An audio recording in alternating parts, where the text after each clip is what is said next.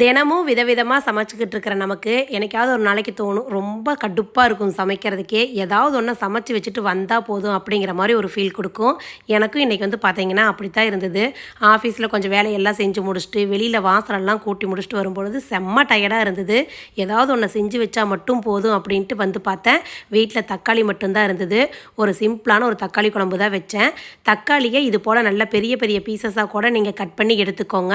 ஒரு கையளவுக்கு சின்ன வெங்காயம், ஒரு 5-6 பச்சை மிளகா காரத்துக்கு, ஒரு 4 பல்லு பூண்டு, அதுக்கப்புறம் வந்து பார்த்தீங்கன்னா ஒரு 2 கப் அளவுக்கு தக்காளி, அதே கப்பில் 1 கப் அளவுக்கு தண்ணி ஊற்றி அப்படியே அடுப்பில் வச்சு கொதிக்க வச்சுருங்க. ஒரு மூடி போட்டு ஒரு 10 நிமிஷம் இது நல்லா கொதிச்சு வந்ததுக்கப்புறம் கொஞ்சமாக புளி, குழம்புக்கு தேவையான அளவுக்கு கல்லுப்பு போட்டு இன்னொரு 5 நிமிஷம் மூடி போட்டு வேக வச்சுருங்க. இந்த அளவுக்கு நல்லா கொதிச்சு சுண்டி வந்துடணும். இந்த ஸ்டேஜில் அந்த தண்ணியை வந்து இருத்துட்டு மத்து வச்சு நல்லா கடைஞ்சி எடுத்துக்கலாம். இப்போ அந்த இருத்து வச்ச தண்ணியோட சேர்த்து நல்லா மிக்ஸ் பண்ணிட்டு இந்த குழம்புக்கு ஒரு சிம்பிள் தாளிப்பு மட்டும் கொடுத்துடலாம். எண்ணெய் ஊற்றி கடுகு, கடலைப்பருப்பு, உளுத்தம்பருப்பு, சீரகம், கருவேப்பிலை, வரமிளகா சேர்த்து தாளித்து குழம்புல எடுத்து கொட்டிட்டிங்கன்னா சிம்பிளான தக்காளி கடையல் ரெடி.